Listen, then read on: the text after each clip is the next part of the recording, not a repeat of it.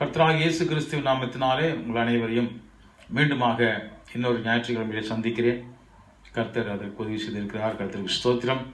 I welcome you all once again in the name of the Lord Jesus Christ to meet you on the another Sunday service, and may the Lord bless you.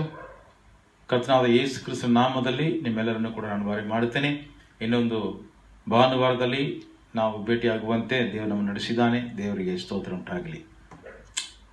கடந்த வாரத்திலே நம்ம பார்த்தோம், ஆண்டவராகிய இயேசு கிறிஸ்து அவர் நம்முடைய வேதமாக இருக்கின்றார், அவருடைய போதனைகள் நம்முடைய வேதமாக இருக்கின்றது என்று நாம் பார்த்து கொண்டிருக்கிறோம். ಸೊ ಕಳೆದ ವಾರದಲ್ಲಿ ನೋಡ್ತಾ ಇದ್ದೀವಿ, ಯೇಸು ಕ್ರಿಸ್ತನ ಉಪದೇಶಗಳು ನಮಗೆ ಶಾಸ್ತ್ರವಾಗಿದೆ, ಅದು ನಮ್ಮ ವೇದದ ಗ್ರಂಥವಾಗಿದೆ ಅಂತ ನಾವು ನೋಡ್ತಾ ಇದ್ವಿ. We have been looking into the scripture to find out what is the scripture for the Christians.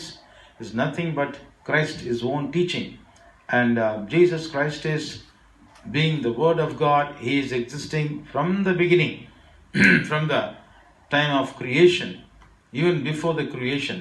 He is eternally existing as God, and he is called the word of God. இப்படியாக நம்ம கடந்த வாரத்தில் நம்ம பார்த்தோம், யோவான் எழுதின சுவிசேஷம் 5ஆம் அதிகாரம் 39வது வசனத்திலே நம்ம பார்க்கும் பொழுது, அங்கே பரிசேயர்களிடத்தில் வேதபாரகரிடத்தில் இயேசு கிறிஸ்து பேசுகிறார். நீங்கள் வேத வாக்கியங்களை ஆராய்ந்து பாருங்கள், அவைகளால் உங்களுக்கு நித்திய ஜீவன் உண்டு என்று எண்ணுகிறீர்களே, அது உண்மைதான். அந்த வேத வாக்கியங்கள் உண்மையிலே என்னுடைய காலண்டர் டேஸ், என்னை குறித்து சாட்சி கொடுக்கிறவைகளாக இருக்கின்றது என்று சொன்னதை நாம் பார்த்தோம். ಕಳೆದ ವಾರದಲ್ಲಿ ನಾವು ನೋಡಿದ್ದೇವೆ, ಯೋಹಾನನ ಬರೆದ ಸುವಾರ್ತೆ 5ನೇ ಅಧ್ಯಾಯ 39ನೇ ವಾಕ್ಯದ ಪ್ರಕಾರ ನೋಡುವಾಗ ಅಲ್ಲಿ ಪರಿಸಾಯರನ್ನು ಮತ್ತೆ ಶಾಸ್ತ್ರಿಗಳನ್ನು ನೋಡುವಾಗ ಯೇಸು ಕ್ರಿಸ್ತನು ಈ ಥರ ಹೇಳಿದ್ದಾನೆ, ನೀವು ಅಧ್ಯಯನ ಮಾಡುವಂತಹ ಓದುವಂತಹ ದೇವರ ವಾಕ್ಯಗಳನ್ನು ನೀವು ಅದರಿಂದ ನಿಮಗೆ ನಿತ್ಯ ಜೀವ ಉಂಟು ನೀವು ಎಣಿಸ್ತೀರಲ್ಲ, ಆ ವಾಕ್ಯದ ಪ್ರಕಾರ ನಿಮಗೆ ನಿತ್ಯ ಜೀವ ಉಂಟು. ಹೌದು, ನಿಜ ಹೇಳಿದರೆ ಅವುಗಳು ನನ್ನನ್ನು ಕುರಿತು ಸಾಕ್ಷಿ ಕೊಡುತ್ತವೆ. ಅಂದರೆ ಮೋವಾಡಿಮ್ ಎಂಬ ಹಿಬ್ರೆಯ ಪದವನ್ನು ಯೇಸು ಕ್ರಿಸ್ತನು ಅಲ್ಲಿ ಉಪಯೋಗಿಸಿದ್ದಾನೆ. ಮೋವಾಡಿಮ್ ಹಿಬ್ರೆಯ ಪದದಲ್ಲಿ ಅದು ಏನು ಅರ್ಥ ಅಂದರೆ ಮೈ ಕ್ಯಾಲೆಂಡರ್ ಡೇಸ್, ನನ್ನ ಕಾಲೆಂಡರ್ ದಿನಗಳನ್ನು ಅಂತ ನೀವು ನೋಡ್ತೀರ. ನೀವು ಓದುವಂಥ ದೇವರ ವಾಕ್ಯಗಳಲ್ಲಿ ನನ್ನ ದಿನಾಂಕಗಳನ್ನು ನೀವು ನೋಡ್ತಾ ಇದ್ದೀರಾ. So the scriptures that you study, through which you get eternal life, that is true. In fact, the scriptures that you possess in your hands, they testify about me. That word testify of me is actually spoken in Hebraic language, that is, the word is Moadim. Moadim means my calendar days. So you read about my encounter days with human beings. மனிதர்களோடு நான் சம்பாதித்தவைகளை, சம்பாஷணை செய்த நாட்களை, நான் மனிதருடைய வாழ்க்கையோடு ஈடுபட்ட நாட்களை தான் நீங்கள் வேதமாக படித்துக் கொண்டிருக்கிறீர்கள். ನಾನು ಮನುಷ್ಯರ ವಂಶದಲ್ಲಿ ಮನುಷ್ಯರೊಟ್ಟಿಗೆ ನಾನು ಎನ್ಕೌಂಟರ್ ಮಾಡಿದ ದಿನಾಂಕಗಳನ್ನು ನೀವು ಏನು ಮಾಡ್ತಾ ಇದ್ದೀರಾ, ಅಧ್ಯಯನ ಮಾಡ್ತಾ ಇದ್ದೀರಾ. So it is generally understood as festival days of the Hebraic community. அதாவது அடிப்படையிலே அவர்கள் எபிரேய ஜனங்கள், யூத ஜனங்கள் வேத வசனங்களை அவர்கள் ஆராய்ந்து பார்ப்பது எதற்காக என்று சொன்னால் பண்டிகைகளை ஆசரிப்பதற்காக என்ற ஒரு ಆಳமான ಕರುತು ಉಂಟು. ಯಹೂದಿರ ಜನರ ಮಧ್ಯದಲ್ಲಿ ದೇವರ ವಾಕ್ಯನ ಅವರು ಅನುಸರಿಸಿ ನಡೆಯುವುದಕ್ಕೆ ಒಂದು ಮುಖ್ಯ ಕಾರಣ ಯಾವುದಂದ್ರೆ, ಅವರು ದೇವರಿಗೋಸ್ಕರ ಕರ್ತನ ಹಬ್ಬಗಳನ್ನು ಆಚರಿಸುವುದಕ್ಕೋಸ್ಕರ. ಕರ್ತನ ಹಬ್ಬಗಳನ್ನು ಹೇಳುವಾಗ ಮನುಷ್ಯರಿಗಾಗಿ ದೇವರು ಏನು ಮಾಡಿದನೋ ಅದನ್ನು ನೆನಪಲ್ಲಿ ಇಟ್ಟುಕೊಳ್ಳೋದಕ್ಕೋಸ್ಕರ ಅವರು ಅಧ್ಯಯನ ಮಾಡುವಂಥದ್ದು. அவர்கள் கர்த்தருக்கான பண்டிகைகளை ஆசரிப்பது எதற்காக என்று சொன்னால், கர்த்தர் அவர்களுக்காக என்ன செய்தார் என்பதை அவர்கள் ஞாபகத்தில் வைத்துக் கொள்வதற்காக அந்த பண்டிகைகளை ஆசரித்தார்கள். So why they wanted to read the scripture is the main purpose of meditating the word of God is to remember what the Lord has done in their lives, and they celebrate it as festivals. So இப்படி பார்க்கும் பொழுது இங்கே ஆதாம் காலத்திலிருந்து கர்த்தர் ஒவ்வொரு மனிதனோடும் கூட இடைப்பட்டு கொண்டே இருக்கிறார் என்பதை நாம் பார்த்து கொண்டிருக்கிறோம். So Jesus Christ is the Word of God, and He appears before people and He speaks with human beings, and He guides them and teaches them and instructs them and commands them to lead their life in the way that will please God. தேவனுக்கு பிரியமான முறையிலே மனிதர்கள் எப்படி வாழ வேண்டும் என்று வழிமுறைகளை இயேசு கிறிஸ்து மனிதர்களோடு கூட இடைப்பட்டு அவர் தரிசனம் கொடுத்து அவர்களோடு கூட இடைப்பட்டு பேசி உணர்த்திவித்து உபதேசம் செய்து கொண்டிருக்கிறார் என்று நான் சொல்லிக் கொண்டிருந்தேன்.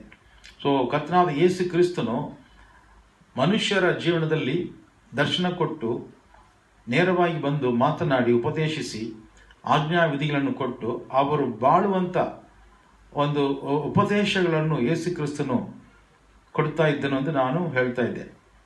ಆದಾಮನ ವಂಶದಿಂದ ನೋಡುವಾಗ ಆದಾಮನಲ್ಲಿ ಮತ್ತು ಆಬೇಲನ ಜೊತೆಯಲ್ಲಿ ಮತ್ತು ಇನೋಕನನ್ನು ಕುರಿತು ಕೂಡ ನಾವು ಓದಿದ್ದೇವೆ ಹೋಲಿಸುತ್ತಿ. கடந்த வாரத்தில் பார்க்கும் பொழுது ஆதாம் வழியாக ஆபேல் என்கிற மனிதனோடும் ஆதாமோடும் மற்றும் ஏனோக்கு என்கிற மனிதனோடும் கூட இயேசு கிறிஸ்து எப்படி ஈடுபட்டு கொண்டிருந்தார், பேசி கொண்டிருந்தார், நடந்து கொண்டிருந்தார், இந்த காரியங்களை நாம் பார்த்து கொண்டிருந்தோம்.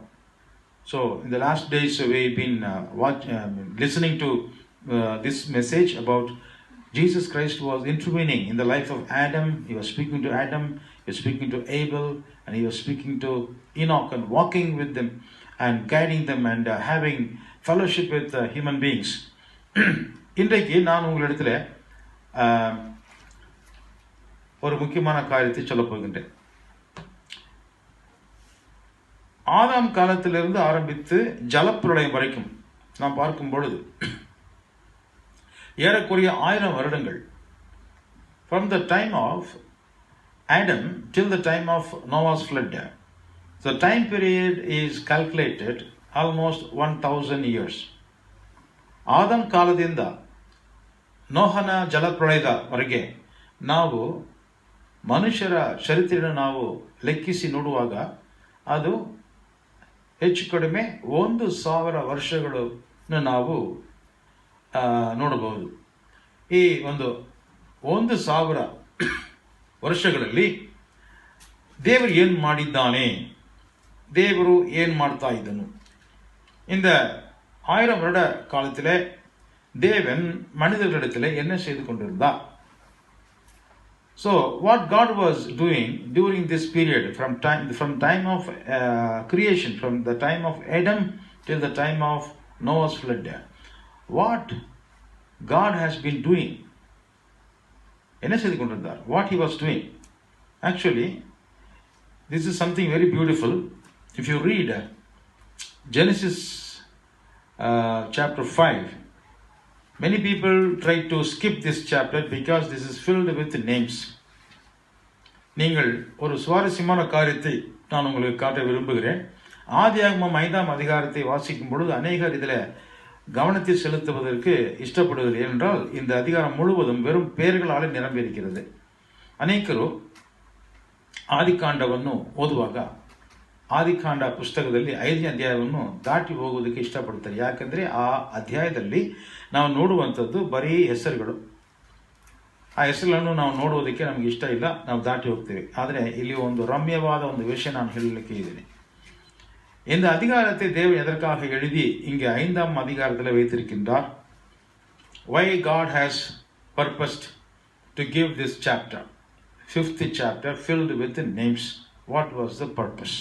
Why he has placed it in the 5th chapter? ಆದಿಕಾಂಡವನ್ನು ಬರೆಯುವಾಗ ಯಾಕೆ ಈ 5ನೇ ಅಧ್ಯಾಯವನ್ನು ಈ ಹೆಸರುಗಳಿಂದ ದೇವರು ತುಂಬಿಸಿದ್ದಾನೆ, 5ನೇ ಅಧ್ಯಾಯದಲ್ಲಿ ಯಾಕೆ ಇದು ಬರೆಯಲ್ಪಟ್ಟಿದೆ, ಈ ವಿಷಯವಾಗಿ ನಿಮಗೆ ಒಂದು ರಮ್ಯವಾದ ಒಂದು ಸ್ವಾರಸ್ಯಕರವಾದ ಒಂದು ವಿಷಯ ನಾನು ಹೇಳಲಿಕ್ಕಿದ್ದೇನೆ. ಇಬ್ರಿಯ ಭಾಷೆಯಲ್ಲಿ 5 ಎಂದು ಹೇಳುವಾಗ ಅದು ಕೃಪೆ, ಗ್ರೇಸ್ ಎಂದು நமக்கு ಗೊತ್ತಿದೆ. எபிரேய பாஷையிலே படிக்கும் பொழுது 5 என்கிற எண்ணானது அது ஹே என்கிற ஒரு எழுத்தை சார்ந்தது. ஹே என்று சொல்லும் பொழுது அது கிருபையை குறிக்கிறதாக இருக்கின்றது. In the language of Hebrew, when we read about the 5th number, it is denoted with the He, letter He. He is a picture of a window, which means grace. Why this chapter was coming under this number, grace? ಇದು ಒಂದು ಕೃಪೆயின் ಒಂದು ಅಧಿಕಾರமாக ನಾವು ಇங்கே பார்க்கின்றோம். ಈ ಅಧ್ಯಾಯದಲ್ಲಿ ನಾವು ನೋಡುವಂಥದ್ದು ಏನಂದರೆ ದೇವರ ಕೃಪೆ. ಇಲ್ಲಿ ನೋಡುವಂಥದ್ದು ಬರೀ ಹೆಸರುಗಳು. ಎಷ್ಟೋ ಜನಾಂಗಗಳು ಹುಟ್ಟಿದ್ದಾರೆ ಆದಾಮನ ವಂಶದಲ್ಲಿ. ಈ ಒಂದು ವಂಶ ನೋಡುವಾಗ ಇದು ಯಾವ ವಂಶ? This is the family line of Adam, but it is a godly line. It is a faith line after Adam. From Adam, there is also another line starting from Cain, chapter 4. When you read about Cain's generation, you can also see that Cain's generation is also given, but that is not godly line. It is ungodly people. Okay, you can read that chapter 4 in Genesis chapter 4.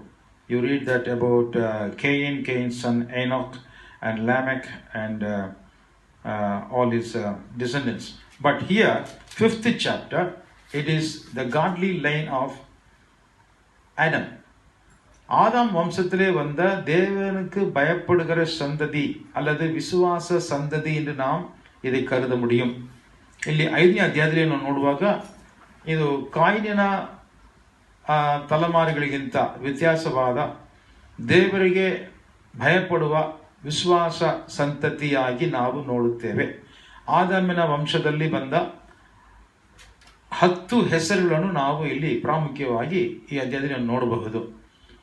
எத்தனையோ பேர் பிறந்திருக்கிறார்கள் ஆதாமனுடைய வம்சத்திலே. ஆனால் இங்கே நான் பார்ப்பது 10 பேர்களை நான் பார்க்கின்றோம். ಎಷ್ಟೋ ಜನರು ಹುಟ್ಟಿರಬಹುದು, 1000 ಜನಾಂಗಗಳನ್ನು ನಾವು ನೋಡೋಕ್ಕಾಗುತ್ತದೆ, ಆದರೆ ಆ ಹೆಸರು ಕೊಡಲ್ಪಟ್ಟಿಲ್ಲ.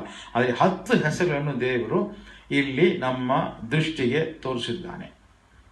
There are thousands of people would have been born in the lineage of Adam, but the last 1000 period of time, God is showing us 10 particular names in the lineage of Adam.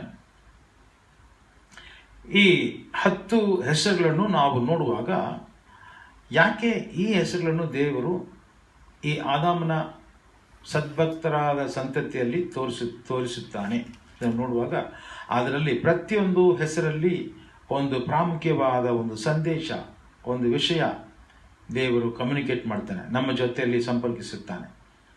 இந்த 10 பெயர்களை நாம் படிக்கும் பொழுது ஒவ்வொரு பெயருக்கும் உள்ள அர்த்தங்களை நாம படித்தால் அவைகள் ஒரு வாக்கியமாக அதை கோர்த்து நாம் பார்க்கும் பொழுது அற்புதமான ஒரு விஷயத்தை, ஒரு சத்தியத்தை நாம் பார்க்க முடியும். அது ஒரு சுவிசேஷமாக இருக்கிறதை நாம் நம்மாலே காண முடியும். So in this chapter you see 10 different words given during the period of 1000 years of history of Adam's descendants. It is a godly line, I said. Each word in Hebrew language, each word has a beautiful meaning, and when you arrange it as a statement, as a sentence, you get a beautiful message. That message is nothing but gospel. Hallelujah. Hallelujah. தேவனுடைய சாஸ்திரம், தேவனுடைய வேதம், தேவனுடைய வார்த்தை அந்த காலத்திலிருந்தே இருந்து கொண்டே இருக்கிறது. ಮನಿದನೋಡು ಕೂಡ ದೇವನ್ பேசிಕೊಂಡೇ இருக்கின்றார். ಪ್ರಾರಂಭದಿಂದಲೇ ಈ ಕಾಲದವರೆಗೆ ದೇವರು ಮನುಷ್ಯರ ಜೊತೆಯಲ್ಲಿ ಮಾತನಾಡುತ್ತಾ ಇದ್ದಾರೆ. ದೇವರ ಮಾತುಗಳು, ದೇವರ ವಾಕ್ಯವು ಮನುಷ್ಯನಿಗೆ ದೇವರು ಕೊಡುತ್ತಾ ಇದ್ದಾನೆ. So god is communicating with the human beings from the beginning till the end. He is a God who speaks, who wants to communicate, who wants to relate with human people. So ಇಲ್ಲಿ ನಾನು ನಿಮಗೆ ಈಗ 10 ಹೆಸರುಗಳನ್ನು ನಾನು ತೋರಿಸ್ತೀನಿ. வாக்கிய ನೀವು first நோடி. நான் இப்பொழுது உங்களுக்கு அந்த 10 வார்த்தைகளை நான் காட்டுகிறேன். நீங்கள் உங்களுடைய வேத புத்தகத்தை திறந்து வைத்துக் கொள்ளுங்கள். நான் சொல்லுகிற வசனங்களை நீங்கள் குறியிட்டுக் கொள்ளுங்கள். I am going to show you each verse, so you mark it and so that you will be able to see the names. முதலாவது பேர் எங்கே பார்க்கிறோம் என்று சொன்னால், we see the name Adam first name in verse 5. 5ನೇ ವಾಕ್ಯದಲ್ಲಿ ಮೊದಲನೇ ಹೆಸರು ஆதாம் ಇದನ್ನು ನೋಡ್ತೇವೆ. முதலாவது நாம் பார்க்கிற வார்த்தை ஆதாம். அது இந்த வரிசையிலே 5வது வசனத்திலே நாம் பார்க்கின்றோம். Somebody can read that, verse 5. Altogether, Adam lived 930 years and then he died. Okay. ಅವನು ಒಟ್ಟು 930 ವರ್ಷ ಬದುಕಿ ಸತ್ತನು. ಯಾರು? ஆதாமனு. ஆதாம் உயிரோடு இருந்த நாளெல்லாம் 930 வருஷம் ಅವನ್ ಮರಿತಾನ್. ಎರಡನೇದಾಗಿ ನಾವು ನೋಡುವಂಥ ಇನ್ನೊಂದು ಹೆಸರು ವಾಕ್ಯ 8ರಲ್ಲಿದೆ. ವಾಕ್ಯ 8 verse 8. You see the second name. இரண்டாவது வார்த்தையாக இரண்டாவது பேர் 8வது வசனத்தில் நாம் பார்க்கின்றோம். Altogether, Seth lived 912 years and then he died. ಎನೋಷನು ಹುಟ್ಟಿದ ಮೇಲೆ ಸೇತನು ಗಂಡು ಹೆಣ್ಣು ಮಕ್ಕಳನ್ನು ಪಡೆದು 807 ವರ್ಷ ಬದುಕಿದನು. சேத்துடைய நாளெல்லாம் 912 வருஷம் அவன் மரித்தான். மூன்றாவது பேர், ಥರ್ಡ್ ನೇಮ್, ಮೂರನೆಯ ಹೆಸರು ವಾಕ್ಯ 11 verse 11, 11வது வசனம். Altogether, Enosh lived 905 years and then he died. ஏனோசுடைய நாளெல்லாம் 905 வருஷம் அவன் மரித்தான். ಏನೋಷನು 90 ವರ್ಷದವನಾದಾಗ ಕೇನಾನನ್ನು ಪಡೆದನು. Next name we see in verse 14. அடுத்த ஒரு பெயரை நாம் 14வது வசனத்தில் பார்க்கின்றோம். அது 4ನೇ ವಾಕ್ಯದಲ್ಲಿ ಇನ್ನೊಂದು ಹೆಸರು. Altogether, Canaan lived 910 years and then he died. கேனானுடைய நாளெல்லாம் 910 வருஷம் அவன் மரித்தான். ಕೇನಾನನು 70 ವರ್ಷದವನಾದಾಗ ಮಹಲೇಲನನ್ನು ಪಡೆದನು. 12ನೇ ವಾಕ್ಯ. அதுக்கு பிறகு நாம இன்னொரு பெயரை பார்க்கிறோம், வசனம் 17. ಅದ ನಂತರ ನಾವು ಇನ್ನೊಂದು ಹೆಸರು ನೋಡುತ್ತೇವೆ, ವಾಕ್ಯ 17. Next we see another word in verse 17. Altogether, Mahalalel lived 895 years and then he died. ಮಹಲೇಲನು ಒಟ್ಟು 895 ವರ್ಷ ಬದುಕಿ ಸತ್ತನು. மஹலாயேலுடைய நாளெல்லாம் 895 வருஷம் அவன் மரித்தான். ಅದಕ್ಕೆ பிறகு நாம் ವಚನ 20 பார்க்கின்றோம், ವಾಕ್ಯ 20ರಲ್ಲಿ ಇನ್ನೊಂದು ಹೆಸರು ನೋಡುತ್ತೇವೆ, verse 20. Altogether, Jared lived 962 years and then he died. ಯೆರೆದನು ಒಟ್ಟು 962 ವರ್ಷ ಬದುಕಿ ಸತ್ತನು. யாரேதுடைய நாளெல்லாம் 962 வருஷம் அவன் மரித்தான். அதற்கு பிறகு நாம் 21வது வசனத்தில் பார்க்கிறோம், வாக்கிய 21 verse 21. When Enoch lived 65 years, he became the father of Methuselah. ಹನೋಕನು 65 ವರ್ಷದವನಾದಾಗ ಮೆತೂಷೆಲವನ್ನು ಪಡೆದನು. ஏனோக்கு 65 வயதான போது மெத்தூசலாவை பெற்றான். அதற்கு பிறகு வசனம் 27 verse 27. Altogether, Methuselah lived 969 years and then he died. ಮೆತೂಷೆಲಹನು ಒಟ್ಟು 969 ವರ್ಷ ಬದುಕಿ ಸತ್ತನು. மெத்தூசலாவுடைய நாளெல்லாம் 969 வருஷம் அவன் மரித்தான். மெத்தூசலாவுக்கு பிறகு வந்தவனுடைய பேர் வசனம் 31 வாசிக்கின்றோம், verse 31. Altogether, Lamech lived 777 years and then he died. ವಾಕ್ಯ 31. ಲೆಮೆಕನು ಒಟ್ಟು 777 ವರ್ಷ ಬದುಕಿ ಸತ್ತನು. லாமேக்குடைய நாளெல்லாம் 777 வருஷம் அவன் மரித்தான். 10வது பெயரை நாம் ವಚನ 32 ವಾಸಿக்கின்றோம். 10ನೇ ಹೆಸರನ್ನು ನಾವು 32ರಲ್ಲಿ ಓದುತ್ತೇವೆ. verse 32 we read the last name. After Noah was 500 years old, he became the father of Shem, Ham and Japheth. ನೋಹನು 500 ವರ್ಷದವನಾದಾಗ ಶೇಮ್, ಹ್ಯಾಮ್, ಯೆಫೆತ್ ಎಂಬ 3 ಮಂದಿ ಮಕ್ಕಳನ್ನು ಪಡೆದನು. ಆಮೆನ್. நோவா 500 வயதான போது ஷேம், காம், யாபேத் என்பவர்களை பெற்றான். இப்பொழுது நாம் பார்த்த 10 பெயர்கள் வெறும் 10 சந்ததிகள் அல்ல, 10 பெயர்களை தேவன் இங்கே நம்முடைய கண்களுக்கு வாசிக்கும்படி கொடுத்திருக்கின்றார். ಮನುಷ್ಯನು ಬಾಳಿದ 1,000 ವರ್ಷಗಳಲ್ಲಿ ಎಷ್ಟೋ ಜನರು ಹುಟ್ಟಿರಬಹುದು, ಎಷ್ಟೋ ನೂರಾರು ಜನಾಂಗಗಳು ಸತ್ತೋಗಿರಬಹುದು. ಆದರೆ ದೇವರು ನಮಗೆ 10 ಹೆಸರುಗಳನ್ನು ನಮ್ಮ ಕಣ್ಣು ದೃಷ್ಟಿಗೆ ತೋರಿಸುತ್ತಾನೆ. So many thousands of people would have been born and died. But God wants us to show these 10 names. Why this is recorded in the book of Genesis? ஏன் இந்த பெயர்கள் நமக்காக பதிவு செய்யப்பட்டிருக்கின்றன? 1000 வருஷத்தில் வெறும் 10 பேர் தான் வாழ்ந்திருப்பார்களா? அப்படி இல்லை. ஏதோ ஒரு செய்தியை அதன் மூலமாக தேவன் நமக்கு கொடுக்கின்றார். ಈ 1,000 ವರ್ಷಗಳಲ್ಲಿ ಬರೀ 10 ಜನರು ಮಾತ್ರ ಬದುಕಿದ್ರಾ? ಇಲ್ಲ, ಅನೇಕ ಸಾವಿರ ಮನುಷ್ಯರು ಬದುಕಿರಬಹುದು. ಆದರೆ ಈ 10 ಹೆಸರುಗಳ ಮುಖಾಂತರ ದೇವರು ನಮಗೆ ಒಂದು ವಿಷಯವನ್ನು ತೋರಿಸುತ್ತಾನೆ. ಓಕೆ, ಈಗ ನಾನು ಪ್ರತಿಯೊಂದು ಹೆಸರನ್ನು ನಾನು ನಿಮಗೆ ಹೇಳಿದ್ದೇನೆ, ಅದರ ಅರ್ಥಗಳು ನಾನು ನಿಮಗೆ ಕೊಡುತ್ತೇನೆ. ನೀವು ಬರೆದುಕೊಳ್ಳುವವರು ಬರೆದಿಟ್ಕೊಳ್ಳಿ. ಮೊದಲನೆಯ ಪದ ಯಾವುದು? ಮೊದಲನೆಯ ಹೆಸರು ಆದಾಮ.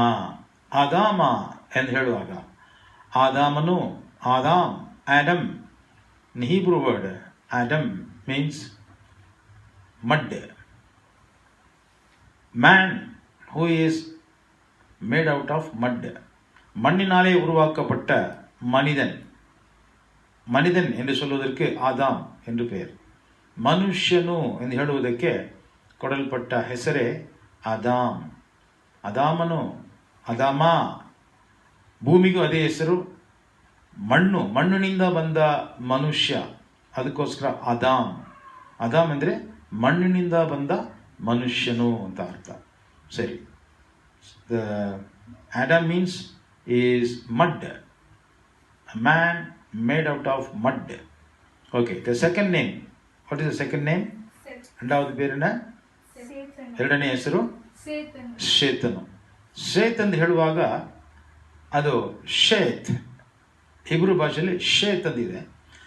ಶೇತ್ ಎಂದು ಹೇಳುವಾಗ ಅಪಾಯಿಂಟೆಡ್, ನೇಮಿಸಲ್ಪಟ್ಟವನು. Seth means appointed. ಶೇತ್ ಎಂದು சொல்லும் பொழுது அவன் நியமிக்கப்பட்டவன். ಸರಿ, ನೇಮಿக்கப்பಟ್ಟವನ್, ನೇಮಿಸಲ್ಪಟ್ಟವನು, ದೇವರಿಂದ ತಿಳಿಸಲ್ಪಟ್ಟವನು. ಯಾವುದಕ್ಕೆ, ಏನಕ್ಕೆ, ಅದಾದಮೇಲೆ ಬರುತ್ತದೆ. So Seth means simply appointed. Man is appointed. ಮನುಷ್ಯನು ಅಪಾಯಿಂಟ್ಮೆಂಟ್ ಹೊಂದಿದನು, ನೇಮಿಸಲ್ಪಟ್ಟಿದ್ದಾನೆ. ಓಕೆ, ಮೂರನೇ ಹೆಸರು, what is the third letter, third word? ಮೂರನೇ ಪೇರು என்னவென்றால் Enosh.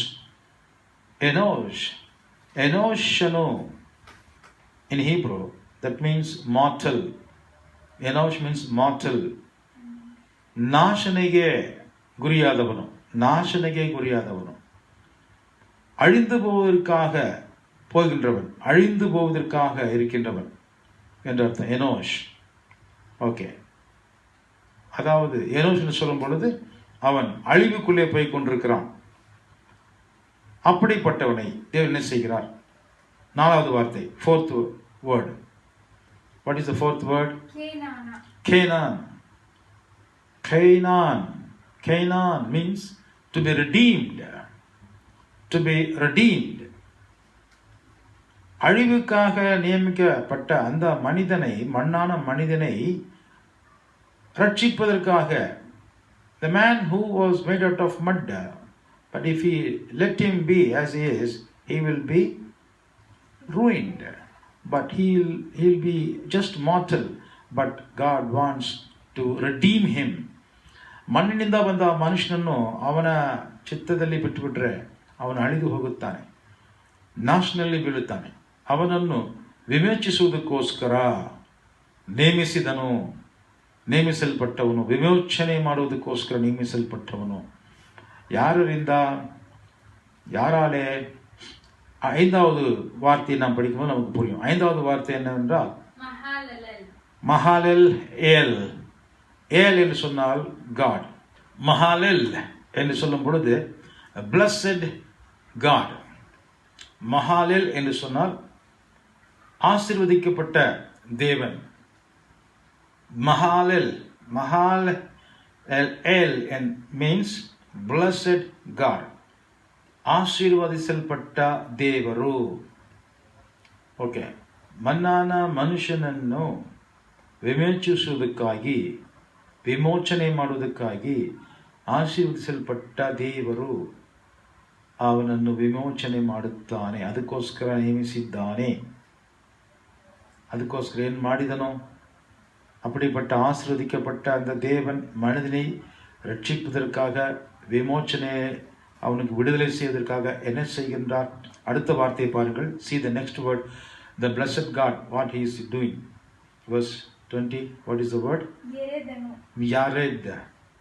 Yared in Hebrew. Yared means descend. Descend. Coming down.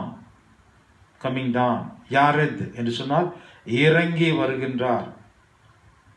இறங்கி வருகின்றார். பரலோகத்தின் தேவன் மனிதனை, மண்ணான மனிதனை அழிவிலிருந்து மீட்டுக் கொள்வதற்காக இறங்கி வருகின்றார். இறங்கி வருகின்றார். ಡಿಸೆಂಡ್. ಸೊ ಮನ್ನಾನ ಮನುಷ್ಯನನ್ನು ನಾಶನಲ್ಲಿ ಬಿಟ್ಟು ಅಳಿದು ಹೋಗದಂತೆ ಅವನನ್ನು ವಿಮೋಚನೆ ಮಾಡುವುದಕ್ಕೋಸ್ಕರ ಆಶೀರ್ವದಿಸಲ್ಪಟ್ಟ ದೇವರು ಇಳಿದು ಬರುತ್ತಾನೆ. ಇಳಿದು ಬರುತ್ತಾನೆ. ಹಲ್ಲೆಲೂಯಾ. ಬಂದು ಏನ್ ಮಾಡುತ್ತಾನೆ ಅಂದರೆ ವಾಕ್ಯ 21. ஹனோக்கனு. ஹனோக் இங்கிலீஷில் அது ஈனாக்குன்னு போட்டிருக்கு. ஆனால் தமிழில் ஏனோக்குன்னு இருக்குது. ரெண்டுமே தப்பு. இது எப்படி உச்சரிக்கணும்? கன்னடா பாஷையில் சொல்லிருக்கிறது போல ஹனோக்கனு. ஹனோக்கன் ಅಂದರೆ ஈப்ரு பாஷையில் ஹனோக் அப்படின்னு சொன்னாக்கா போதனை செய்வது. போதனை செய்வது, டீச்சிங். ஹனோக் மீன்ஸ் ಟೀಚಿಂಗ್. ಖನೋಕ್ ಅಂದರೆ ಉಪದೇಶ ಮಾಡುವುದು, ಬೋಧಿಸುವುದು. ಓಕೆ, எப்படி போதிக்கிறான்? ಹೇಗೆ ಬೋಧನೆ ಮಾಡುತ್ತಾನೆ? How he is going to teach? The next word, verse 27.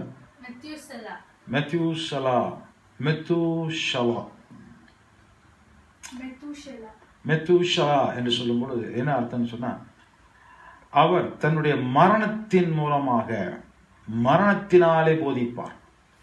மரித்து தன் மரணத்தின் மூலமாக ஒரு விஷயத்தை நமக்கு சொல்லிக் கொடுப்பார்.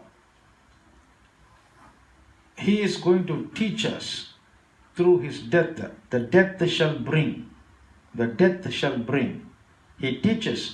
He comes down teaching through his death.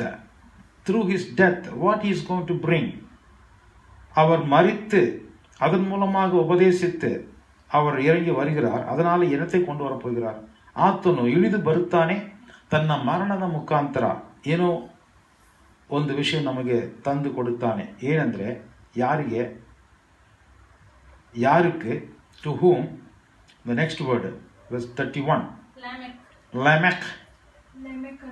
லெமெக்கனோ. Lamech தமிழில் போட்டிருக்குது. எபிரேய உச்சரிப்பில் சொல்ல வேண்டும் சொன்னால் அது லெமெக். லெமெக் என்று சொல்லும் பொழுது சோர்ந்து போனவன், எதை குந்திதவனும், the despairing, the man whose heart is downcasting, he has no hope, he is getting down and drown.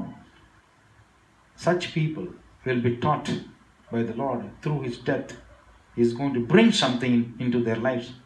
அப்படிப்பட்ட ಸೋರ್ದು போனவனுக்கு, ಎದೆ ಗುಂದಿದವನಿಗೆ ದೇವರು ಬೋಧನೆ ಮಾಡುತ್ತಾನೆ. ತನ್ನ ಮರಣದ ಮುಖಾಂತರ ಯಾವುದನ್ನು ಬೋಧನೆ ಮಾಡುತ್ತಾನೆ? ಏನನ್ನು ಬೋಧನೆ ಮಾಡುತ್ತಾನೆ? ಯಾವುದನ್ನು ತಂದು ಕೊಡುತ್ತಾನೆ? What is going to bring through his death? What is going to teach to the people who are despairing, who are in despair, who are in disparity? The last word is giving the answer. அந்த கடைசி வார்த்தையில் நமக்கு விடை கிடைக்கிறது. ಕೊನೆಯ ವಾಕ್ಯವನ್ನು ನೋಡಿದರೆ ನಮಗೆ ಉತ್ತರ ಸಿಗುತ್ತೆ. 32ನೇ ವಾಕ್ಯದಲ್ಲಿ ನೋಹನು, நோவாஹ். தமிழிலே நோவாஹ், இங்கிலீஷ்லையும் நோவாஹ். எபிரேய பாஷையில் சொல்லும் பொழுது நோஹ். நோஹ். இந்த நோஹ்ன்னு சொன்னாக்கா என்ன அர்த்தம்னா ಇಳೈಪಾರುದಲ್ ಇಳೈಪಾರುದಲ್ ಕನ್ನಡದಲ್ಲಿ ಹೇಳುವುದಾದ್ರೆ ವಿಶ್ರಾಂತಿ.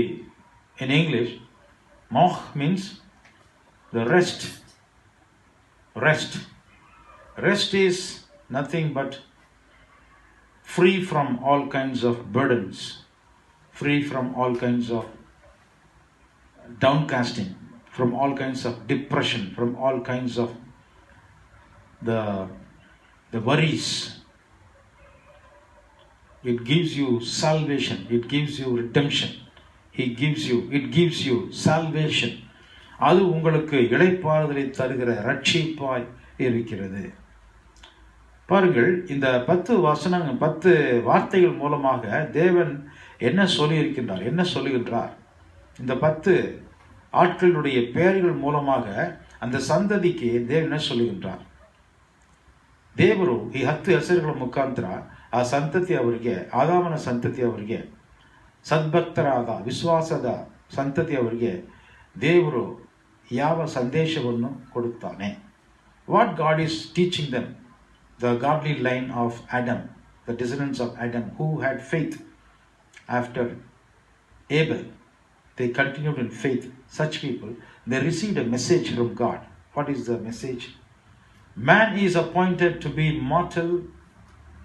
The man who is mortal was appointed to be redeemed, and he will be redeemed by the blessed God who shall descend, teaching through his death.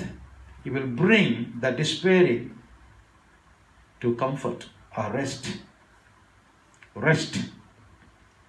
அதாவது அழிந்து போவதற்காக நியமிக்கப்பட்ட மண்ணான மனிதனை ரட்சிப்பதற்காக, மீட்டுக் கொள்வதற்காக ஆசீர்வதிக்கப்பட்ட தேவன் தனது மரணத்தின் மூலமாக அவனுக்கு போதனை செய்து சோர்ந்து போன அந்த மகனுக்கு ரட்சிப்பை, ಇಳೈಪಾರುದலை ಕೊಡುತ್ತಾರ್.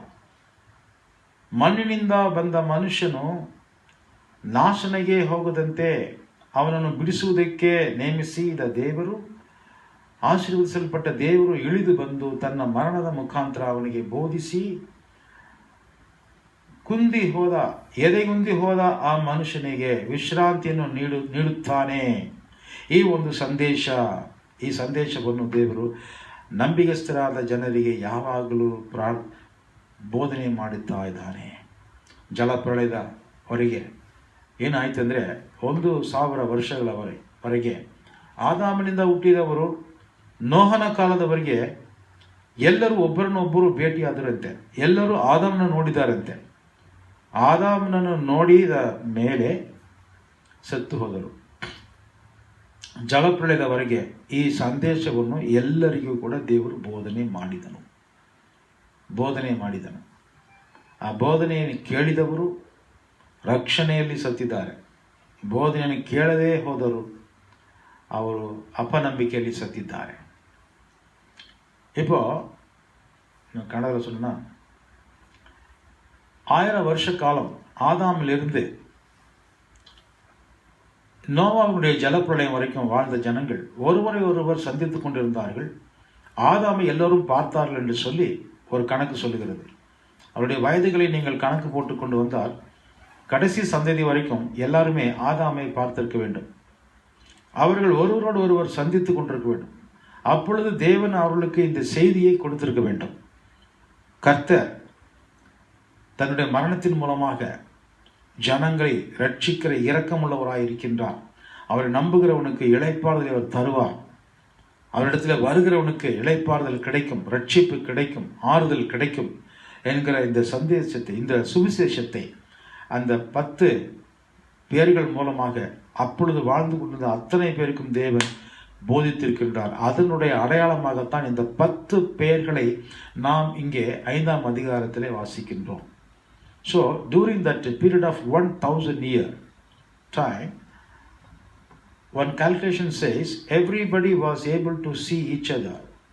From the time of Adam till the time of Noah, they were able to see one another. They were able to hear and discuss. They would have heard the message of the gospel through these names. These names were given by God, I think, or Adam would have named them after this message that he received. தேவனுடைய வார்த்தை இந்த 10 வார்த்தைகளிலே ஒரு கோர்வையாக நீங்கள் அமைத்தால் அங்கே சுவிசேஷமானது கொடுக்கப்பட்டிருக்கிறது. ஆமென். ஹalleluya. நீங்கள் you can see these 10 names give us the same message what Jesus Christ was speaking in the Gospel of Matthew chapter 11. மத்தேயு 11ஆம் அதிகாரத்தில் நீங்கள் பார்த்தீர்கள் என்று சொன்னால் இயேசு கிறிஸ்து இதே விஷயத்தை சுவிசேஷமாக ತನ್ನುடைய ಕಾಲದಲ್ಲಿ ಪ್ರಸಂಗಂ செய்கிறதை நாம் அறிந்து கொள்ள முடியும். ಇದೇ ಸಂದೇಶವನ್ನು ಯೇಸು ಕ್ರಿಸ್ತನು ಹೊಸ ಒಡಂಬಡಿಕೆಯಲ್ಲಿ ಮತ್ತಾಯನ ಬರೆದ ಸುವಾರ್ತೆ 11ನೇ ಅಧ್ಯಾಯದಲ್ಲಿ ನೋಡುವಾಗ ಇದೇ ಸತ್ಯವನ್ನು ಯೇಸು ಕ್ರಿಸ್ತನು ಪ್ರಸಂಗ ಮಾಡುವುದನ್ನು ನಾವು ನೋಡಬಹುದು. 11ನೇ ಅಧ್ಯಾಯ ವಾಕ್ಯ 28, 29, 30. All you who are weary and burdened. Come to me, all who are weary and burdened. And I will give you rest. And I will give you rest. Take my yoke upon you. Take my yoke upon you. And learn from me. And learn from me. For I am gentle. For I am gentle. And humble in heart. And I am humble in heart. And you will find rest for and your you souls. will find rest for your souls. For my yoke is easy. For my yoke is easy. And my burden is light. And my burden is light. ಎಲೆ ಕಷ್ಟಪಡುವವರೇ, ಎಲೆ ಕಷ್ಟಪಡುವವರೇ, ಹೊರೆ ಹೊತ್ತವರೇ, ನೀವೆಲ್ಲರೂ ನನ್ನ ಬಳಿಗೆ ಬನ್ನಿರಿ, ನಾನು ನಿಮಗೆ ವಿಶ್ರಾಂತಿ ಕೊಡುವೆನು. ನಾನು ನಿಮಗೆ ವಿಶ್ರಾಂತಿ ಕೊಡುವೆನು. ನಾನು ಸಾತ್ವಿಕನು, ದೀನ ಮನಸ್ಸುಳ್ಳವನು ಆಗಿರುವುದರಿಂದ ನನ್ನ ನೊಗವನ್ನು ನಿಮ್ಮ ಮೇಲೆ ತೆಗೆದುಕೊಂಡು ನನ್ನಲ್ಲಿ ಕಲಿತುಕೊಳ್ಳಿರಿ. ಆಗ ನಿಮ್ಮ ಆತ್ಮಗಳಿಗೆ ವಿಶ್ರಾಂತಿ ಸಿಗುವುದು.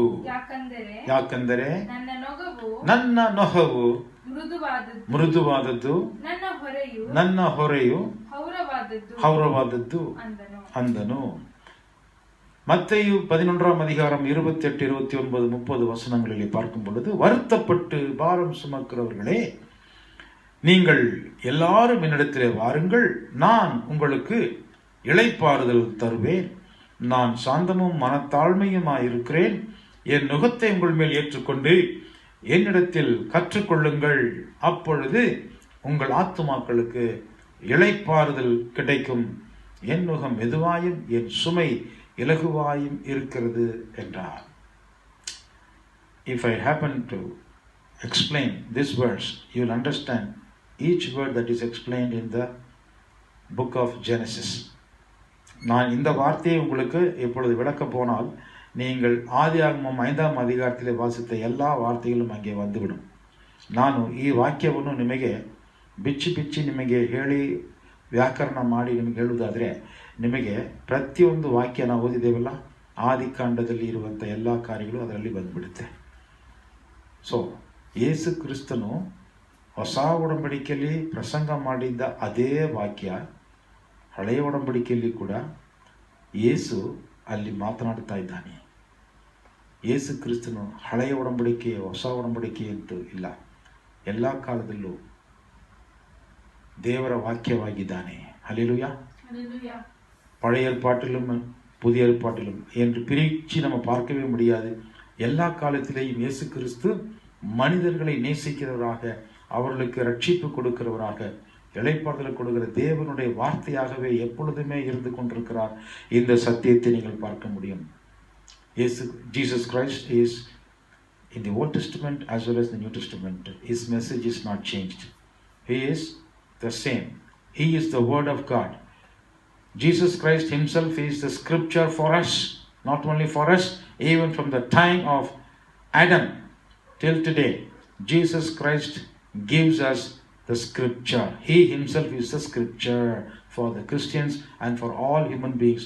Not only for Christians, even for the Jews, even beyond Jews, all the people who lived in the time past, in the time present and the time future. கடந்த காலத்திலும் நிகழ்காலத்திலும் எதிர்காலத்திலும் இருக்க போகிற எல்லா தேவனுடைய மனுஷர்களுக்கும் கிறிஸ்துவே வேத வாக்கியமாக இருக்கின்றார். அல்லேலூயா. Hallelujah. நாம் கண்களை மூடி ஜெபம் செய்வோம். I request Sister Kezia Tangam to come forward and pray. Gracious, loving Heavenly Father God, we thank you for this day that you've given to us, Father. We thank you, Lord, for your grace and mercy that you keep giving to us every day, Father God. And we thank you, Lord, for your word that you've given to us, Father God. Thank you, Lord, for helping us to know that every word in the Bible has so much meaning, Father, and that it testifies about Jesus Christ, through whom we get eternal life, Father God. Thank you, Lord, for helping us to understand what your word says, Father. Jesus is the You bless your scripture. servant, Father God, and you bless all those people Thank who you. listen to your message, Father God. Thank May you. you meet all the needs, Father God. We commit everything into your hands, Father. In Jesus' precious name we pray. Amen. Amen. Amen. God be with you. Shalom.